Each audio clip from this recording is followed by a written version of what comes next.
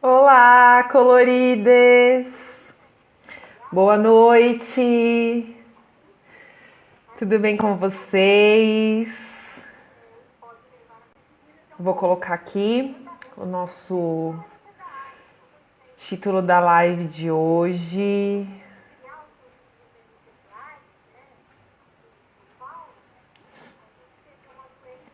Espero que estejam todas bem.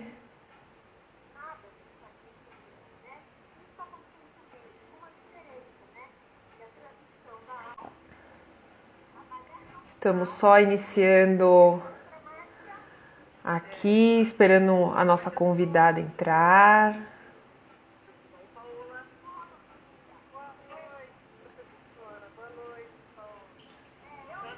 Enquanto isso, eu vou afixando aqui.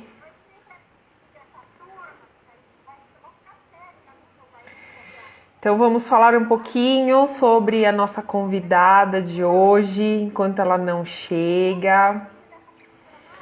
Eu sou muito fã, vai ser ridículo, que eu sou muito fã da nossa convidada de hoje. Falei um pouquinho nos stories que Mari G é pra mim uma mulher foda. Ela faz o quadro junto com Rita Von Hunt, da qual eu também sou muito fã.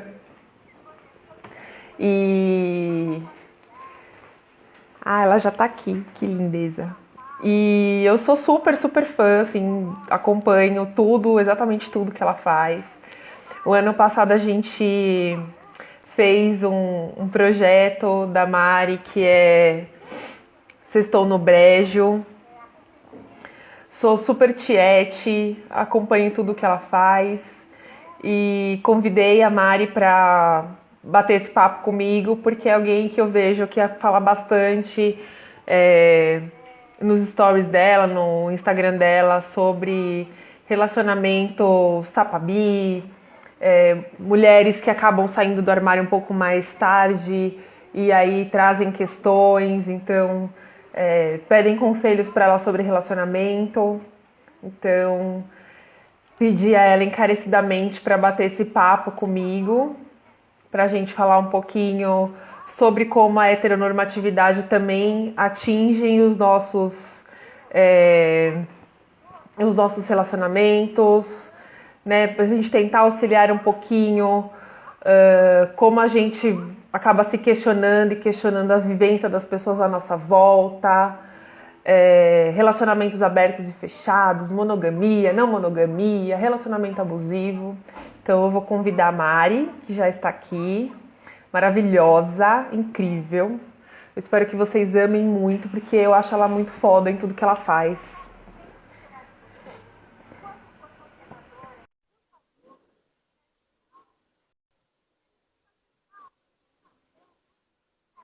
Convidando aqui, vamos ver se ela aparece. Olá, Oi! Eba! Tava Peraí, deixa eu aqui só colocar. rasgando todos os elogios do mundo pra você, E eu como perdi de novo a sempre. parte. Tava falando aqui que eu sou muito sua fã, que eu pago Ai, muito que horror. pau pra tudo que você faz, que eu assisto tudo, que eu acompanho tudo. Maravilhosa. E que é ridículo, porque eu fico aqui babando, super, meu Deus, é a Marigê. Ai, que alegria. Muito bom ouvir isso. Fico muito feliz. Peraí, deixa eu só conectar meu aqui. Tá pra me ouvir? Sim, super bem. É, que a gente vai fazer os conteúdos, você também faz, né? Acaba sendo meio Sim. solitário, assim. A gente faz, aí, ó, algumas pessoas sempre comentam, mandam mensagem. Então, né, a gente fica feliz, mas aí no fundo a gente não sabe, tá uma coisa meio, você tá falando sozinha ali, você fala, ai, será que o pessoal tá gostando? Será que só estão entrando pra passar meus stories rápidos, sabe? Então, eu fico muito feliz de saber feedbacks, assim, Ah, eu sou muito reais. fã, de verdade. Falo mesmo, porque eu costumo conversar, gostar de bater papo aqui no, nas lives com pessoas que eu admiro o trabalho, que eu acho que tem um pensamento muito parecido com o meu. E, nossa, meu, super clichê. Todo mundo que entra, ela fala, não, mas é verdade, eu gosto muito de trocar ideia com pessoas que eu admiro. É muito bom. Eu Eu gosto também. conheci você através da Rita, que, meu, tipo, acho que se um dia eu falar com a Rita, acho que eu desmaio, porque eu sou super fã. E eu vai comecei a rolar, Thaís. acompanhar, achei. E eu comecei a acompanhar mulheres foda. E eu falava, caraca, mano, que mina muito foda de inteligente. E aí eu comecei a acompanhar você e eu sou muito cara de pau, assim como fui com a Cel, assim Adoro. como fui com a Jaqueline de Jesus. E eu vou mandando mesmo, oi, vamos conversar, vamos ser Maravilhoso. amigas. E eu vou nessa Oi, super oi. cara de pausice. Exato. Até que deu Quer ser meu certo e a gente se amigo? encontrou. Sim, foi muito bom, Às porque você vezes eu já passo entrou no pelo meu. centro da cidade e falo, qualquer dia eu vou baixar aqui no Arojo, vou bater de porta em porta, descobrir Vem, onde a Mari mora. vem tomar um cafezinho aqui no Orochi. O apartamento do amor aqui. Vem aqui tomar um café, uma Arrasou. cerveja na nossa varanda A Cissa vai de. me jogar da varanda, tenho medo. É, A Cissa é ah, linda, essa é não. super fofa. Ela ia entrar aqui, mas ela tá trabalhando, que deu uma doida que a gente vai tirar uma mini férias agora, então ela tá trabalhando enlouquecidamente, então não vai conseguir participar, mas mandou o beijo dela e tá aqui prestigiando também, já entrou aqui pra Sim, ficar prestigiando, né? Porque então mozão tá tem que bom. fazer isso, tem que prestigiar. Exato. Gratidão pela sua disponibilidade. Além de eu ser muito fã do seu trabalho e da sua pessoa, eu acho incrível a gente ter essa aproximação, né? Como você disse, eu super concordo, parece às vezes que é super solitário. E é muito bacana que mesmo na correria do dia a dia a gente, tipo, possa parar um pouquinho para apreciar o trabalho do outro, que a gente possa ter essa troca. Enfim, eu estou super feliz e super grata, de verdade, de Sim, eu todo o meu também. coração, por você estar aqui. Obrigadão mesmo. E quero que É um você comece se prazer. apresentando. Tem muita gente aqui que te conhece, óbvio. Mas para quem ainda não teve a oportunidade de ver o seu trabalho incrível, que você pudesse falar um pouquinho de você, um pouquinho do que você faz. Vamos lá. Bom, eu sou a Mari G, eu sou empresária e produtora artística da Rita Von Hunt, e que é a minha cliente, acho que mais conhecida por todos, como a Thaís falou, mas também hoje em dia já agencio outras pessoas, outros talentos incríveis para levar conteúdo para empresas, para eventos, sempre esses conteúdos voltados para diversidade, para recorte de gênero, raça, sexualidade. Eu acho que são discussões que a gente são urgentes. Então, eu gosto de pensar que o trabalho é fazer uma curadoria desses conteúdos, as pessoas estão fazendo conteúdos incríveis, e aproveitar do meu privilégio, meu lugar de privilégio, os meus contatos, as pessoas que eu conheço, né, no mercado publicitário, no mercado corporativo, para colocar essas duas coisas em contato e levar conteúdo e conhecimento para mais gente. Então, eu adoro fazer isso, é um trabalho que eu realmente me encontrei, eu amo. E no paralelo, tão importante quanto para mim hoje em dia, é a produção de conteúdo. Então eu gosto muito de produzir conteúdo para as redes sociais, principalmente aqui para o Instagram. Aí no meu perfil a gente sempre fala muito sobre sexualidade, sobre gênero, principalmente focado na mulher, né, na equidade de gênero, focada na vivência das mulheres. Eu adoro discutir esses assuntos também, as sexualidades não heteronormativas. Isso veio depois, né, de eu ter me descoberto e ter trilhado esse caminho até me encontrar a bissexualidade. E hoje em dia eu gosto de falar sobre isso porque para que as pessoas tenham processos talvez até mais simples do que eu tive para me encontrar. Então essa é a minha motivação de fazer stories, fazer o Divã da Mari G, fazer o Sextou no Brejo, que eu quero voltar esse ano, só preciso me organizar, porque é isso, né? Entre essas duas pessoas, a criadora de conteúdo e a empresária, e a dona de casa, que também tem que ter, né? A gente fica assim, eu preciso responder e-mail, preciso produzir conteúdo, preciso lavar uma louça, e no final a gente, né, é difícil manter tudo direitinho, assim, regrado. Sim. Mas quero voltar com o Sextou no Brejo e também produzir vídeos pro GTV, enfim, mas é isso. Eu gosto de ter esse espaço aberto, de promover esses ambientes que você também faz no seu perfil, para que as pessoas discutam mais essas coisas e tenham mais possibilidade de viver plenamente as suas identidades e as suas sexualidades com uma certa leveza, com mais tranquilidade, com mais liberdade, assim. Então é o que me motiva. Acho que é isso. Sim. Quem não me segue, faça favor de me seguir. @eumarigi. Ser CEO de MEI não é fácil. Ai, amiga, não é. Você faz uma contabilidade ali, você emite uma nota, você responde um e-mail, faz uma reunião de produção, de repente você está fazendo uma live, de repente, sabe, lavando a louça e Tá arrumando uma lavando uma roupa. louça? Botando uma roupa para Exato. bater. E aí é isso, nesses trancos e barrancos a gente vai. Sim. Mari, o tema de hoje, então, que eu quero debater é como a heteronormatividade interfere nos relacionamentos, e eu quero começar perguntando para você como você enxerga a heteronormatividade compulsória dentro da comunidade LGBTI+. Nossa, é super complexo isso, né? Eu até gostaria que isso fosse uma entrevista dupla, via dupla, porque eu vou te fazer perguntas também, Sim, tá? Você já a gente saiba. vai bater vários papos. Isso é uma questão muito complexa, porque a heteronormatividade, ela tá em tudo, né? Ela tá a nossa vida inteira, ela regula todas as nossas relações. Para quem não sabe, vamos começar do começo, só dar uma conceituada rápida.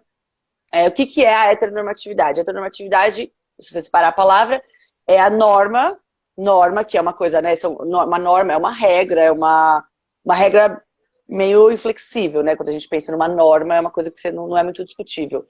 É a norma heterossexual. Então, é o que se espera do comportamento de pessoas heterossexuais. Isso é a heteronormatividade. Então, são todas as dinâmicas de relação e de vivência que são orientadas pela forma de se relacionar heterossexual, ou seja, entre pessoas de gêneros opostos, né? Como a gente entende, entre homens e mulheres. Toda a nossa sociedade, ela é baseada na heteronormatividade, né? Toda a sociedade ocidental, que é o que a gente pode falar, né? Eu não tenho conhecimento profundo da sociedade oriental, mas na sociedade ocidental, toda a sociedade é organizada em torno da heteronormatividade. Todas as relações são construídas a partir da heteronormatividade. E se a gente pensar quais são as regras heteronormativas, basicamente é a monogamia, né? Que são as normas estabelecidas, né? A monogamia é a relação homem-mulher, apenas como única forma válida de se relacionar, né? A única forma certa e verdadeira de se relacionar, então homem e mulher. Na dinâmica onde o homem é o ser dominador e a mulher é o ser dominado, sempre tem essa relação de poder entre os gêneros. Acho que é basicamente isso. E aí existem os papéis que cada um tem que cumprir dentro do casal heterossexual. Então, a mulher, isso é o que a gente chama de a família brasileira, né? Então, a mulher cumpre o papel de cuidar dos filhos, cuidar da casa, lavar roupa e tudo mais, educar os filhos e cuidar das pessoas mais velhas da casa. E o homem é provedor, vai trabalhar, ganha dinheiro, é um predador, né? Como se diz, tem mais apetite sexual, a mulher tem que estar sujeita a esses desejos e também não tem muita posse dos seus próprios desejos. Então, essa é aquela dinâmica que a gente conhece. E ela é uma dinâmica que ela é reproduzida infinitamente por tudo, por todas as instituições que a gente tem. Então, a justiça, quando fala de casamento, quando fala de divisão de bens, quando fala de leis, é sempre considerando o casal homem e mulher. A cultura, né, os filmes, os livros, as séries, sempre o centro é o casal heteronormativo. O homem e a mulher. Então, tudo que a gente conhece, as novelas, né, que a gente cresceu assistindo novela, a igreja, a instituição da religião, também sempre representada dessa forma. Então, a gente cresce só com esse exemplo de vivência possível afetiva.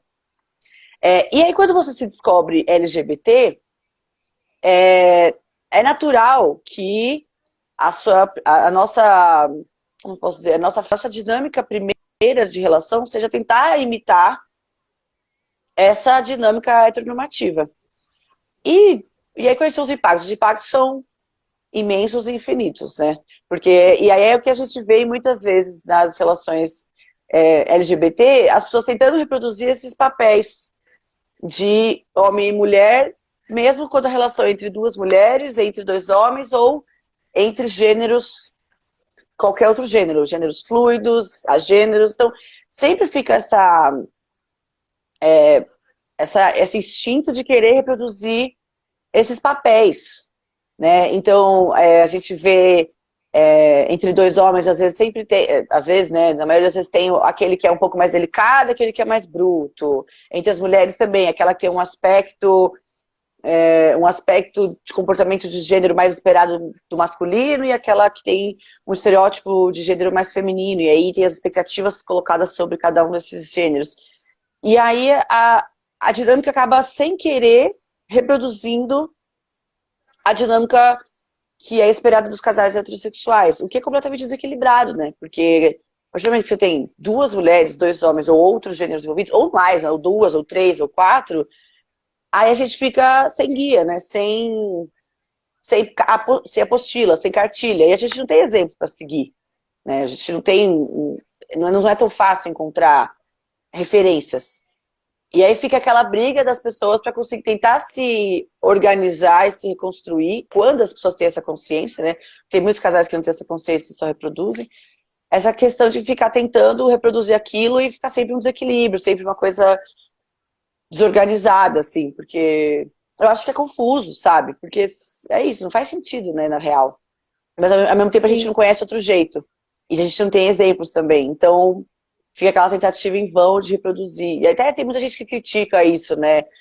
Vamos supor, eu não sou essa pessoa, mas eu vejo muita gente que critica, por exemplo, casal de homens gays ou de mulheres lésbicas que querem casar na igreja não, né? Mas querem casar de branco e aí fazer o casamento direitinho e ter filhinhos, e fazer o relacionamento monogâmico. Tem muita gente que critica isso, justamente por esse fato de ser uma reprodução dessa dinâmica heteronormativa que também é feita para oprimir a gente, né? É uma dinâmica opressora para nós LGBTs. E a gente, sem pensar sobre isso, ficar reproduzindo infinitamente uma dinâmica de sofrimento, uma dinâmica opressora, sem dar a chance, talvez, de repensar formatos e formas de se relacionar, né? Mas acho que isso está mudando, né? O que você acha? Me conta. Sim, aos poucos. É, sabe, Mari, eu fico me perguntando muito onde que começou ser normal, de dizerem que é normal ser hétero, né? Porque se a gente for levar bem ao pé da letra, a heteronormatividade mais ou menos traduz isso, né? Que o normal é você ser hétero. O Isso. normal é você ter a família Doriana, papai, mamãe, filhinhos. Que o normal é você é, ser monogâmico e ter aquela aparência de bom pai, uma mãe ser a boa mãe, e os filhinhos todos comportadinhos, com a mãe dona de casa, e eu fico me perguntando e me questionando aonde isso é normal. E Vou te por dar uma que isso dica. é normal, né? Aí eu fui buscar lá na história, tem algumas coisas lá, né? Desde a época da igreja, quando se instituiu o patriarcado e os bens Sim. de terra, né? Acabam ficando para a posse de quem tem a sua famíliazinha, que vai passando de pai para filho. E aí o sistema capitalista contribui, Olha, sim, sempre, é sempre né? ele, né?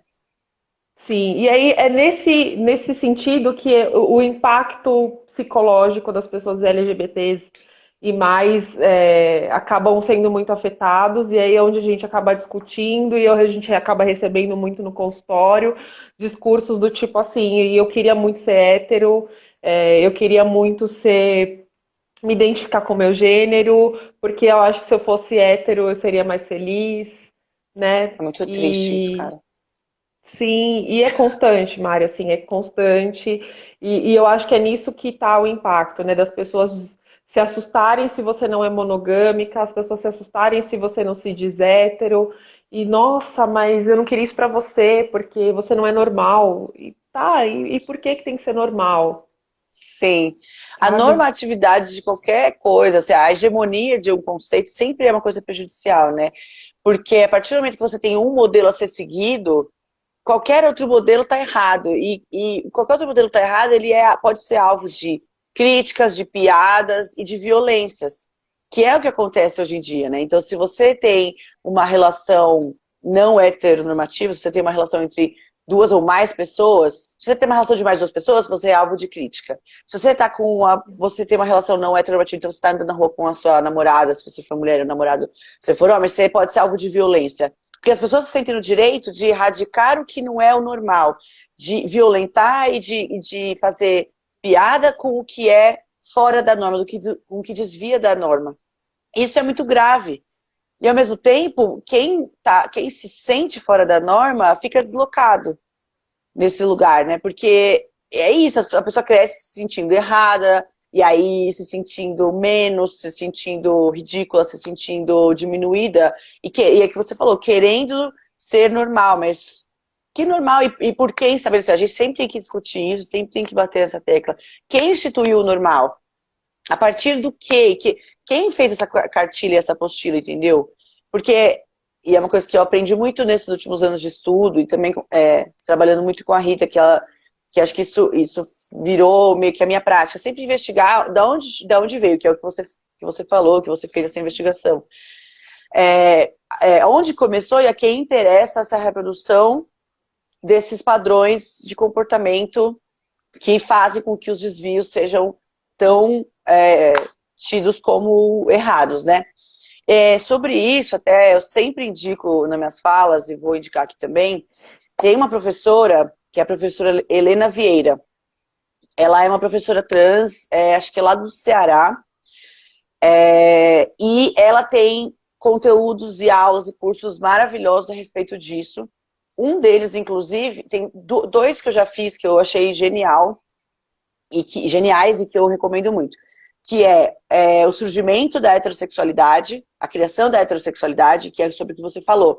Nessa aula, a professora Helena, ela conta pra gente aonde surgiu, em qual período da história a heterossexualidade foi cunhada como um conceito. Porque ela conta que antes disso ser institucionalizado como um conceito fechado, a sexualidade não era uma pauta. Ela era vivida de uma forma fluida. Ela não era uma questão de discussão, entendeu? Ela conta as histórias que, por exemplo, na Grécia Antiga, né? Tem muita gente que fala assim, na Grécia Antiga já tinha homem gay, porque os homens se relacionavam entre eles e tudo mais. E aí ela explica que, na verdade, não eram homens gays, não eram homossexuais, porque isso não existia, não era o conceito naquela época. E que a relação entre dois homens ali tinha muito mais a ver com poder do que com sexualidade. Porque a relação entre dois homens lá era, dependendo da classe dos homens que se relacionavam, e tinha um certo impacto. Então, se o dono das terras se relacionava com um vassalo, se ele se relacionava com alguém da mesma classe que ele, então, era mais uma relação de poder do que uma relação de afeto, assim. Então, uma outra ideia. A gente não pode olhar para aquele período com o nosso recorte de hoje, né? Com o nosso conceito de hoje do que é sexualidade. E aí ela conta muito bem, muito melhor que eu, obviamente, essa historinha. Até ela brinca, até ela vai contando, ela brinca assim, e aí nasceu a heterossexualidade, né? Porque ela nasceu, não é isso, para mostrar pra gente que não é que ela é natural, não é que a gente cresceu, toda a espécie humana cresceu naturalmente heterossexual. Foi um conceito criado. A partir do momento que ele foi criado, ele foi colocado como uma norma, geralmente visando a reprodução da espécie, né, e a reprodução dos trabalhadores. Quanto mais trabalhadores, mais riquezas, e mais expandia as suas riquezas. Então ela nasce daí, ela é colocada como a norma a partir, né, desse período, e aí a gente está reproduzindo isso como se fosse a única verdade mundial, né? E fazendo sofrer todo mundo que se vê fora dessa norma, o que eu acho muito triste. E, aliás, estava conversando sobre isso com uma amiga esses dias, sobre a não monogamia, era sobre esse outro recorte, e sobre a terapia, né? Porque também tem muita gente que eu conheço, inclusive, que se entende não monogâmico, então percebe que a não monogamia é o que faz mais sentido para a pessoa. Mas a pessoa, como qualquer ser humano que cresceu na sociedade monogâmica e heterossexual, não tem muita referência. E vai sofrer, claro que vai sofrer. Vai ter os seus empecilhos, as suas dificuldades para se reconstruir nessa nova dinâmica. Então tem né, os ciúmes, tem os apegos, né, e tudo mais. E quando a pessoa vai para terapia tratar isso, tem muitos terapeutas que reforçam a ideia da monogamia, falando que a poligamia ou a não monogamia é uma fuga da monogamia, é uma fuga da pessoa não conseguir manter uma relação monogâmica, da pessoa estar fugindo de construir algo com uma pessoa só. E tem muito vergonha disso. alheia. Você deve saber mais do que eu, porque você tem um monte de Sim, colegas psicólogos, né? E eu já ouvi isso, sim, assim, tipo, é porque né, os estudiosos da psicanálise ou os fundadores da psicanálise, lá, sei lá quantos anos atrás, tinham essa ideia. Eles eram europeus, brancos, ricos, cisgênero e sim, heterossexuais. E eles falavam, porque a energia feminina e masculina. Porque é isso, o complemento da energia feminina é masculina. Então, o relacionamento, a troca é muito importante entre a psique feminina e a psique masculina. É a construção do eu, né? Reforça muito essa construção do eu no casal. E isso, quando eu fui estudar psicanálise junguiana, eu vi isso sendo reverberado.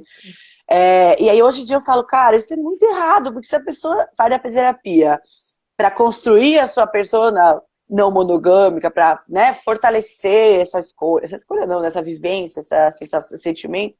Aí a terapeuta vai lá e fala, não, isso aí deve ser fuga. Não, seu psicológico, tem algum problema psicológico para você não querer ser monogâmica. E aí, onde é que essa pessoa vai buscar amparo, entendeu? E referência, e aí isso serve tanto para as relações, aqui, as relações não heterossexuais, acho que até já evolui um pouco mais, assim, né? Alguns psicólogos, espero, já se atualizaram né, estudar e tratar as dinâmicas de relacionamento não heterossexual. Mas a monogamia eu vejo que ainda é uma coisa muito distante ainda de ser sim. desconstruída. Sim, eu sou uma pessoa não monogâmica, né? Vivo Sim. um relacionamento poliamoroso e até para eu conseguir trazer esse tipo de conteúdo pro dia a dia, para lives, para conteúdos no Instagram, foi um super, né? Vamos a passos curtos, porque eu sei que tem muita gente que tem preconceito e acaba julgando isso como uma forma de desclassificar, desqualificar o trabalho de alguém, né? Confundem o que você é como profissional como o que você é como pessoa. E muita gente enfrenta isso. E muita gente hétero me procura. Eu gostaria de fazer terapia com você, porque eu sei que você, por ser uma psicóloga LGBT, você tem uma cabeça mais desconstruída e eu tenho certeza que você não vai me julgar. E a pessoa Olha, nem é LGBT e nem mas incrível. é não monogâmica, mas tem essa ideia de que a gente não julga. E vem vindo uma galera, né, dessa geração que vai mandando conteúdo por Instagram, que tem feito trabalhos questionando a própria abordagem. Tem um fenômeno vindo, né, dentro da galera da psicologia, né, para mim que sou psicóloga e acabo acompanhando outros colegas, que vem trazendo essas desconstruções, sabe, Mari? Do tipo, gente, a gente precisa falar de política e de feminismo e de sexualidade, de diversidade, a gente tem que bater de frente, a gente tem que se posicionar, a gente tem que questionar. Pois é. E é esse movimento que vai acabar fazendo com que as pessoas vão para a clínica e falar assim, cara, não, eu não tenho que aceitar que o psicólogo vá falar isso para mim porque eu vi no perfil de tal fulano que isso não é legal. E aí eu Sim, é acho que muito vai bom isso, vir, né? sim, e aí eu acho que já vai vir um movimento de pessoas que vão falar assim, cara, eu não aceito isso nem de você que é psicólogo, porque eu sei que esse espaço é um espaço onde não deve vir julgamento. Então, se eu considero uma pessoa não monogâmica e você tá me julgando, você tá errado. Já não quero fazer terapia com você, vou procurar um profissional de verdade que é desconstruído, sabe? Mas eu acho muito complicado são muito complicadas essas questões, porque eu até acho que tem muitos psicólogos que não é que eles são psicólogos e psicólogas, né? Que não é que eles são um mau caráter ou que eles não queiram, né? Que eles não queiram apoiar a pessoa nessas novas jornadas e tal. Ou que, sei lá, que esses psicólogos e psicólogas não sejam se construídos o suficiente. Eu até já conversei com você, a gente já conversou sobre isso, acho que por mensagem que eu dei eu perguntei para você um pouco sobre isso. É uma questão de referências. Eu acho que são pessoas que se formaram lá na faculdade, né? Eu entendo isso, pelo menos eu vejo isso. Pessoas que se formaram lá na faculdade, estudando, como a gente já falou, teóricos, héteros, cis, monogâmicos, ricos, europeus, né? Ainda tem esse agravante. A gente está falando Do de século uma passado. hegemonia europeia, a gente está falando de Europa, do século passado, aqueles estudiosos, tipo, para mim já vem a figura do como fala, do Freud, Já vem Sim. o Freud, o bigodudo branco, que eu imagino, assim, eu fico só imaginando as ideias que esses homens tinham, né? Que na época, Judeu também, né? exato, né, de potências, ele tá falando de países ricos, de homens ricos, de qual que era o lugar que ele estava, de qual lugar ele estava estudando e sobre qual perspectiva. É isso que a gente tem que revisar. Sim. Porque o Jung e o Freud, o Jung acho que nem tanto, você pode me corrigir, por favor. Mas até onde eu sei, assim, o Freud tratava as mulheres como histéricas, a histeria como uma doença, que, né, recebia Sim. tratamentos psiquiátricos para histerias Que a gente e tem tratamento. inveja do pênis. Ai, meu Deus. A teoria dele se baseia nisso, entendeu? De que a mulher tem inveja do pênis e isso faz a gente ser frustrado o resto da vida. Gente, tipo, sabe, você fala, cara, assim, show, Sim. bacana o que ele fez na época dele, só foi super revolucionário, mas já era, não dá mais pra gente reproduzir essas coisas. Não dá mais pra gente Sim. reproduzir essas ideias de que a única forma de se relacionar é monogâmica, de que a única forma de se relacionar é homem e mulher, de que as energias que a gente tem no corpo, né, na nossa vivência, na nossa psique, é energia feminina e masculina, esses nomes têm que mudar, é uma coisa que eu sempre fico pensando muito, tipo, onde que vai vir o movimento da psicologia que vai trocar esses nomes? Se vai ser, a energia, a libido feminina, a libido masculino, a energia feminina.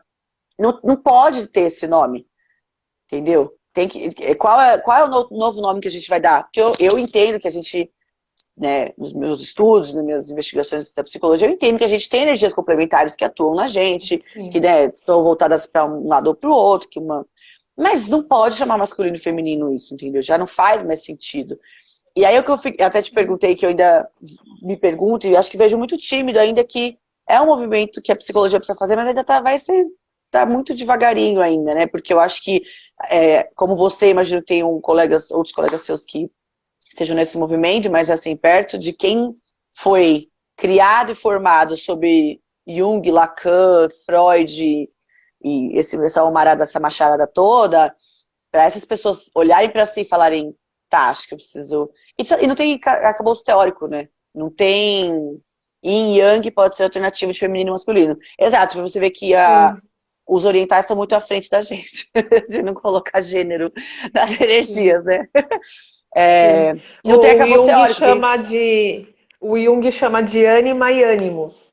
Mas É, ainda assim não deixa de tem trazer um ali. radical, né? O final masculino e o final feminino, né? É isso que tem E uma quando eu falo partícula pra ainda. você, sim, e quando eu falo pra você dessa briga, é justamente assim, a gente entende que eles foram importantes, legal, a gente consegue trabalhar técnicas a partir do que eles estudaram, legal, mas não dá pra gente se manter mais ausente, tentando cuidar de pessoas hoje com o pensamento construído na Europa do século passado. A gente precisa se movimentar e a psicologia, por mais que seja nova, tem 50 e poucos anos, para algumas coisas a gente está muito velho, está muito com base ainda na teoria, a gente precisa mudar essa visão, né? Vai Que ter é que uma construir toda uma visão nova teoria, né? heteronormativa compulsória. Sim, Exato, tem que construir do zero, porque essa teoria ainda não está escrita, né? Essa teoria quem está escrevendo são sim, vocês, essa nova geração de psicólogos que tem esse interesse, né? E essa visão, porque acho que sim, também a desconstrução tem que vir da vivência pessoal um pouco da pessoa também, né? Do psicólogo, da psicóloga, assim. Então, sim. o bagulho é doido. Sim, eu queria falar um pouquinho com você sobre o divã da Marie, que é algo super incrível, onde você demonstra, né, que ali você tem o seu peso de influenciadora e as pessoas acabam procurando você para enfrentar situações de preconceito, para enfrentar situações do dia a dia, sobre dificuldades de relacionamento, né? E eu sei que as pessoas, por acompanhar e por ser muito sua fã, eu acabo vendo que tem muitas pessoas que ainda vão nesse escopo do normal de ser hétero na hora de buscar uma solução. Como que você vê esse peso, preconceito? Como que você trabalha isso? Como que você entende essas questões para levar para o divã da Marigê? Assim, o Divã da Marigê é uma realização, eu adoro fazer, porque eu sempre gostei muito, sempre, desde muito pequena, muito criança, assim, eu sempre fui meio que um ponto de apoio das minhas amizades, assim, das minhas amigas, e sempre amigas mulheres, assim, sempre fui muito mais amiga de mulher a minha vida inteira. E isso sempre foi natural, sempre vinham pra mim pra contar história, pra pedir conselho, e eu sempre adorei conversar e ouvir, sabe, assim, pra falar português, claro, dar pitaco da vida alheia, me meter na vida alheia, né? Eu adoro. Então, da opinião quando eu sou chamada. Quando eu sou chamada, então, me segura, porque aí, minha filha, e aí eu vou que vou. E aí o divã surgiu disso, surgiu um pouco do que eu senti de receber as mensagens, né, no Instagram, na DM, muita mensagem, e dessa minha vontade de trocar com as pessoas, né? E o que eu vejo, na verdade, é o impacto realmente que esse preconceito estrutural, essa normatividade heterossexual estrutural, o impacto que isso tem na autoestima e no psicológico das pessoas, assim, e na felicidade das pessoas. E eu fico, assim, não vou falar que eu fico triste, né? Porque triste então é uma palavra forte, mas eu fico sentida de ver quantas pessoas estão deixando de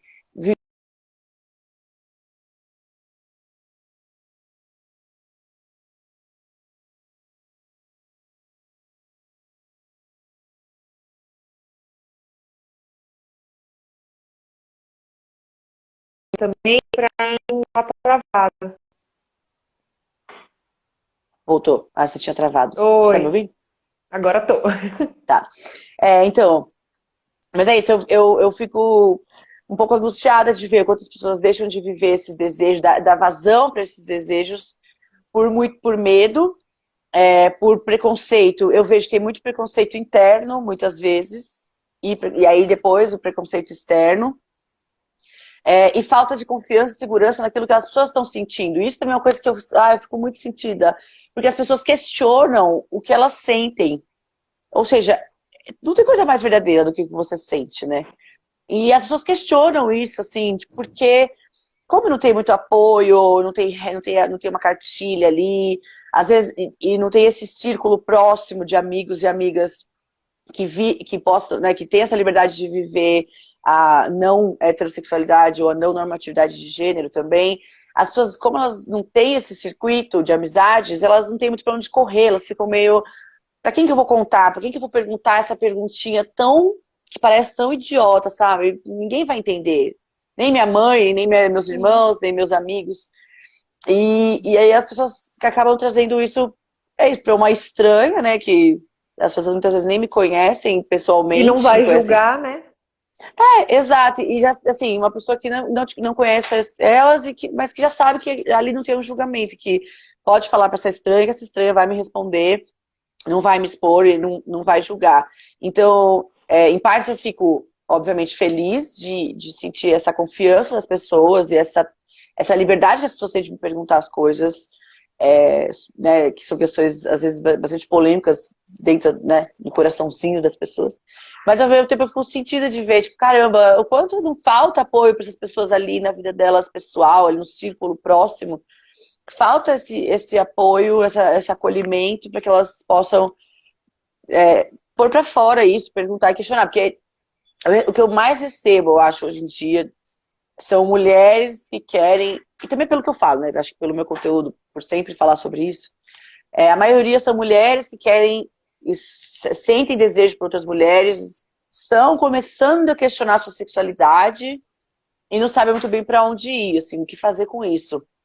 Então, será que o meu desejo por uma outra mulher é só um fetiche, é só uma curiosidade, é um desejo real? Mas eu sou casada, mas eu sempre fui hétero, mas eu tenho um namorado, e aí como que eu faço? E aí também tem aquela questão que eu também sempre coloco, que é tipo, quantos por cento eu gosto de homem e de mulher? Será que eu sou mesmo bi? Tipo, porque não tem uma autovalidação, né? E é isso que eu sempre falo, é interno e externo, né? Então, não ter a validação externa, e por não ter essa referência externa, a pessoa não tem a validação interna dela mesma falar, tá tudo bem, eu sou bi, e tá tipo, tudo bem, entendeu?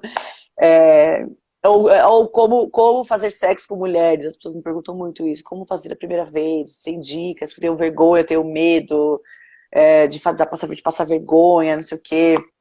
Então, mas acho que o principal é isso, é ver como ainda, principalmente para as mulheres, não existe muito espaço. Tá melhorando muito, né? Acho que a nova geração aí, os jovens, já estão talvez mais evoluídos. Mas eu vejo que, assim, né, a galera que eu converso mais, assim, de 25 mais, talvez, seja mais focado e até 40, 50 anos. Tem muitas mulheres que me seguem, que eu amo receber essas mensagens.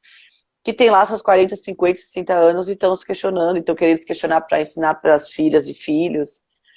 Então, mas acho que o principal é isso, para mim é legal, porque, né, como produtora de conteúdo nessa área é bacana, mas como pessoa, assim, como mulher, como pessoa, eu fico sentida de falar, gente, fiquem felizes, vivam, sejam, sabe, tá tudo bem.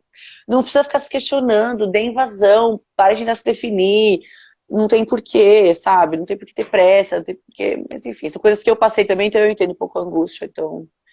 Mas eu amo. Sim, Eu amo conversar sim. sobre isso. E me chama muita atenção quando você fala, né, Má, que tem pessoas que te procuram, eu tenho medo de passar vergonha, né, na relação sexual, primeira vez, etc. Aí eu já fico pensando, olha a heteronormatividade aí falando que a mulher tem que performar exatamente A ou B, e tem que fazer X ou Y, e a gente tem que ser ou ativa ou passiva, e a gente tem que entrar dentro de um quadradinho, que o quadradinho é esse, se você não tiver no quadradinho, você tá errada. A E heteronormatividade também grita muito dentro da comunidade ainda. muito. E acho que. E aí uma outra questão é que eu acho que eu não vi muitas pessoas falando sobre ter esse mesmo medo quando vai ter uma primeira relação heterossexual, né? As meninas que vão ter uma primeira relação com os homens. Não vejo muito isso. Mas por quê? Porque até lá já assistiu novela, filme, Filme pornô. série, filme pornô e tal. Esse aí eu já sei fazer a pose porque eu já vi como é que é.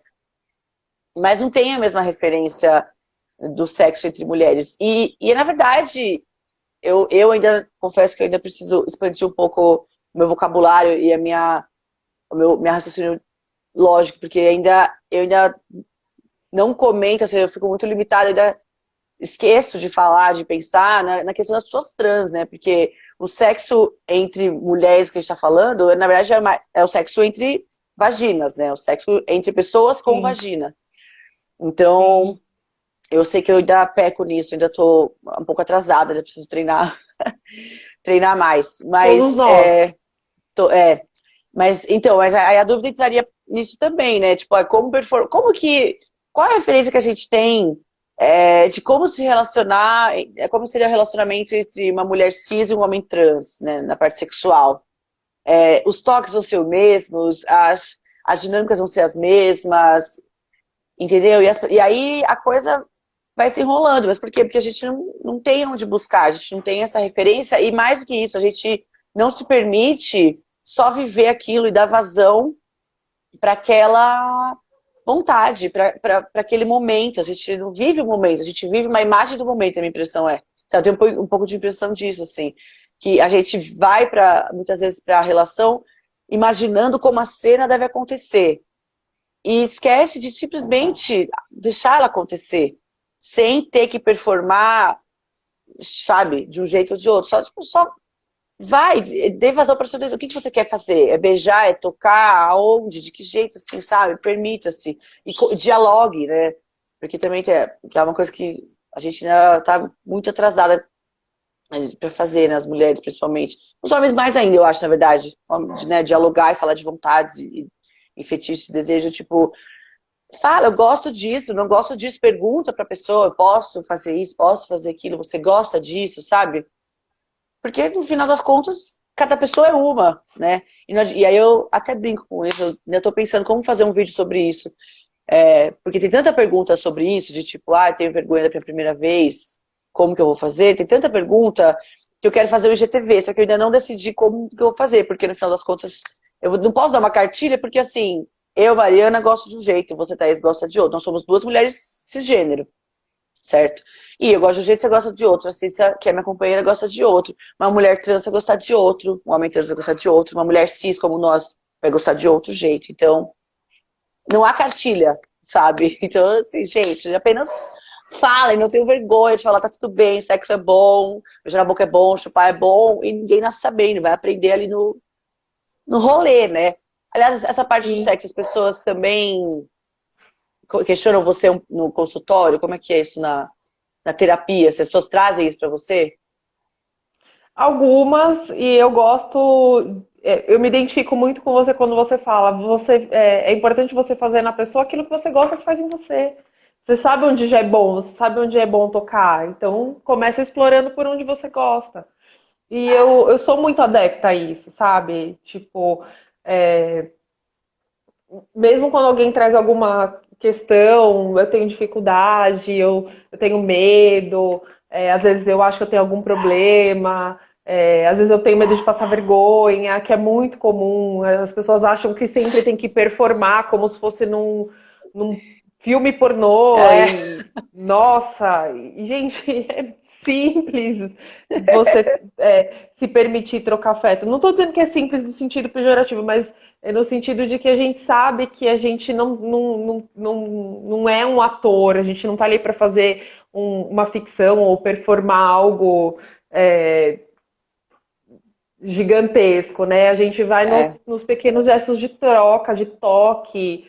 E eu gosto muito de também falar para as pessoas tocarem onde gosta de ser tocado, né? E ter esse diálogo de falar, olha, isso aqui não tá legal, não gosto que coloca a mão aqui, não gosto que faz isso, gosto que faz aquilo, enfim, eu vou nesse sentido é. também.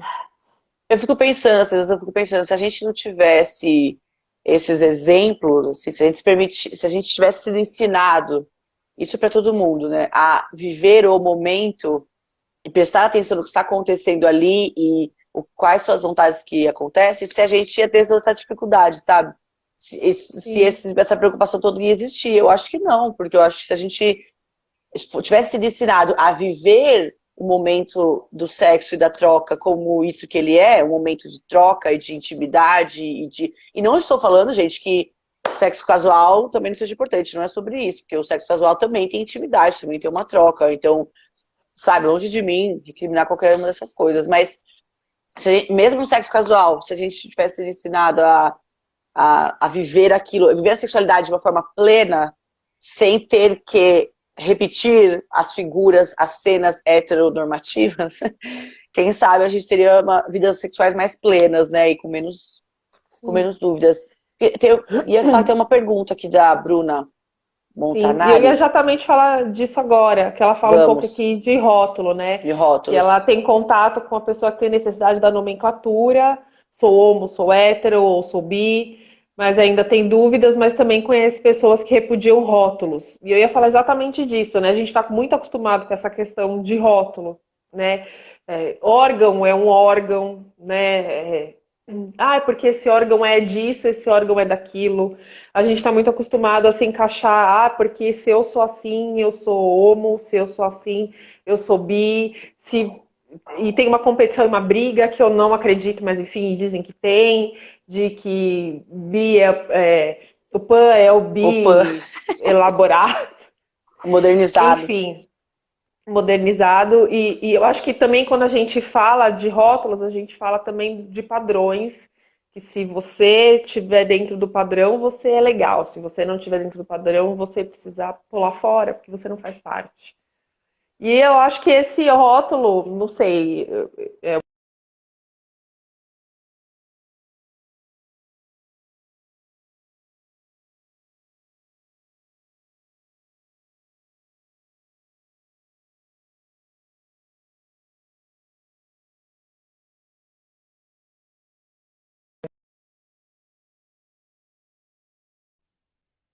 Voltamos. Você falou, eu acho que esse rótulo.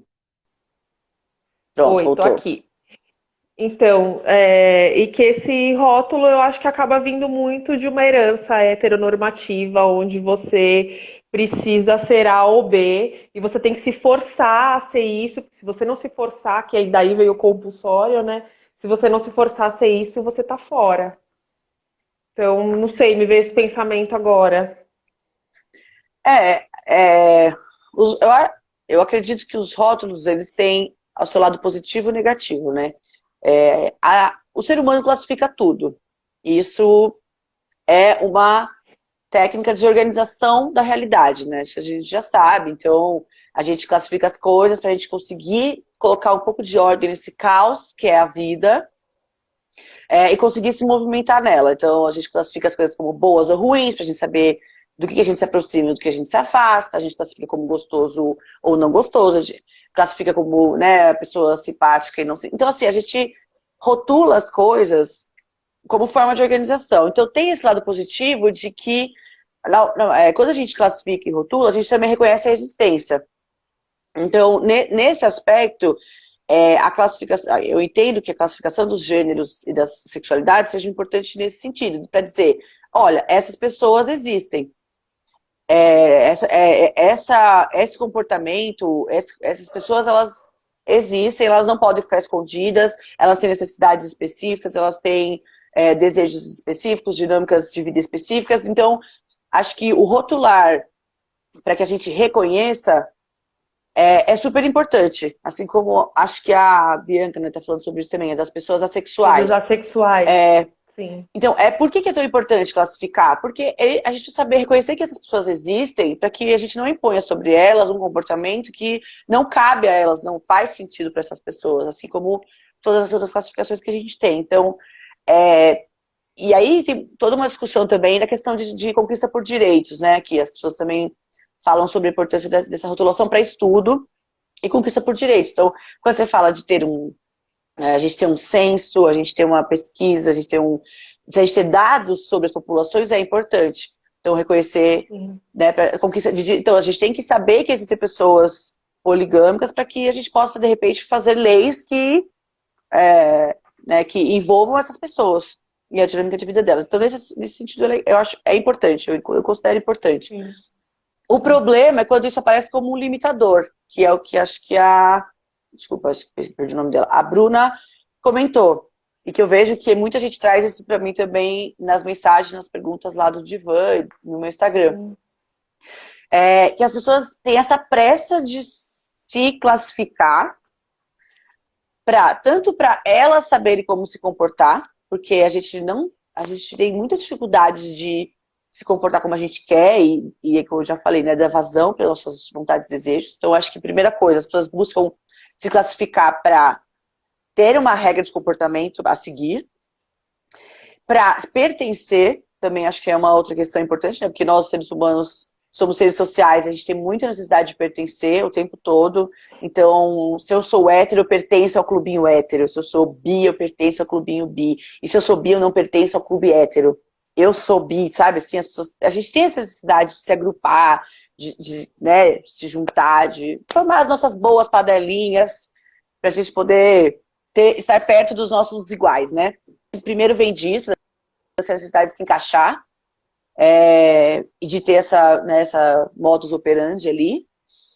E também para falar para os outros, que aí eu acho que essa parte eu acho mais negativa, assim, de tipo, as pessoas perguntarem, eu vejo muita gente também perguntando isso, assim, eu vejo essa dificuldade, a pessoa falar, não sei, estou descobrindo, sabe? As pessoas devem satisfação muito pro outro, assim, fica aquela questão, no último Divã teve uma menina que falou isso, assim, que ela é bissexual e as amigas dela não aceitam, né, não validam a bissexualidade dela e ficam chamando ela de sapatão o tempo todo, falando que não, que ela é lésbica, que ela não é bi, não sei o que, e ela já falou várias vezes, já discutiu o assunto com ela, já explicou, só porque os últimos relacionamentos dela mais longos eram com mulheres. E essas amigas lésbicas não aceitam a bissexualidade dela, ficam toda hora questionando a validade. Então ela mesma se pergunta, e ela acaba que ela se pergunta, será que eu sou bi mesmo, sabe? Porque ela não tem esse apoio, essa validação, esse pertencimento das amigas. Então o que eu vejo assim, das conversas que eu tenho com as pessoas, da minha experiência também, que eu tive na minha descoberta, na minha jornada, é um pouco isso, assim, essa urgência em se classificar para poder pegar a sua carteirinha e pertencer e falar, essa é a minha carteirinha, agora eu sou isso, agora eu faço assim, e agora eu vou nessa festa, corto o cabelo desse jeito, ponho essa roupa, tá? O que é extremamente prejudicial, assim. Eu sempre brinco com essa história, de que quando eu me entendi, na época que eu estava desenvolvendo essa questão da sexualidade não heteronormativa, né? Eu me entendi, primeiro eu passei pelo estágio de me entender lésbica, então eu fui pro outro extremo, né, da balança ali, da escala. E aí, assim que eu me entendi lésbica, fui fazer o quê? Cortar o meu undercut.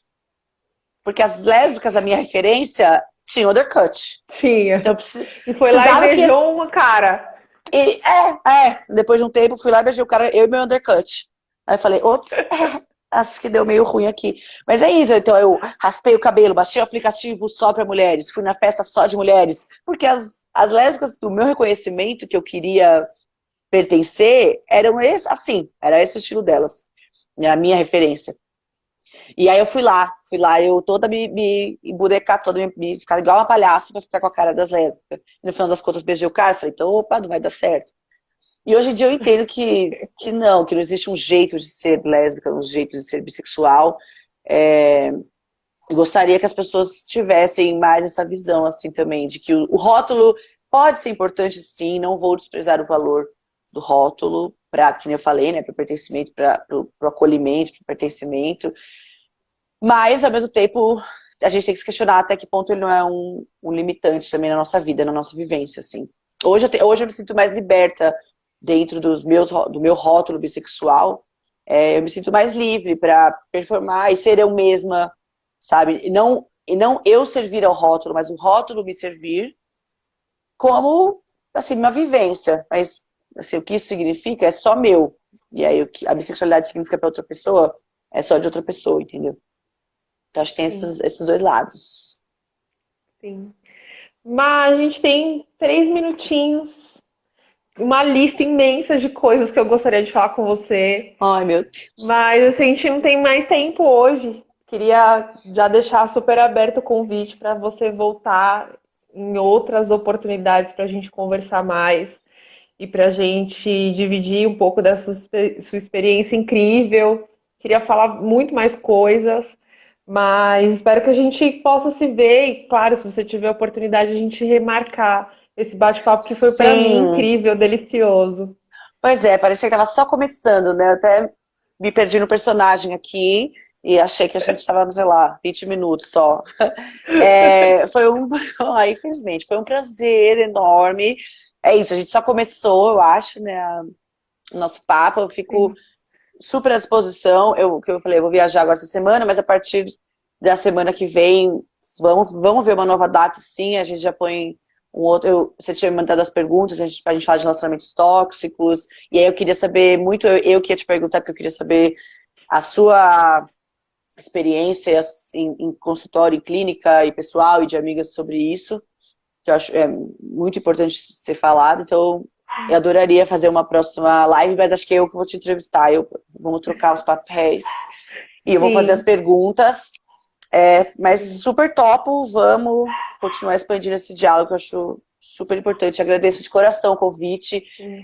Te parabenizo muito pelo seu trabalho. Assim, te acompanho, vejo os seus reels, stories, posts, eu vejo que você está sempre. Oi, Gustavo, beijo, Deus. Vejo que está sempre inovando nos conteúdos, sempre pesquisando, sempre atrás de novidade. Eu acho isso. Nossa, eu admiro muito isso. Eu sempre te indico, quando me perguntam indicações de profissionais de psicologia que tratem essa temática, porque eu acho que a gente precisa muito dessa novidade, esse frescor, desse acolhimento. Então, parabéns mesmo. E conte comigo sempre. Sempre é bom se a gente se juntar a gente se atrair, se juntar com pessoas que estão nessa vibe para a gente construir espaços Sim. libertos e acolhedores. Sim, gratidão. Enquanto a vacina não vem, a gente não vira jacaré, porque a gente vai tomar lá na frente, né? A gente vai trocando ideia por aqui. Espero que o dia que a gente se vacinar, a gente vá num Vermont da vida, tomar uns Sim! negocinhos e falar mais pessoalmente. Deixa um beijo enorme na Cissa. Um Pode beijo a deixar. todos os seus seguidores que estão aqui, que vieram, a galera que ficou até agora, gratidão. E futuramente a gente vai se encontrar, a Maria já falou, então Vou. fiquem de olho aí que a gente logo coloca a nova data. E até a Isso. próxima, coloridas. Beijos. Até a próxima, gente. Muito obrigada pela participação. Beijos. Gratidão. Tchau, tchau. Tchau.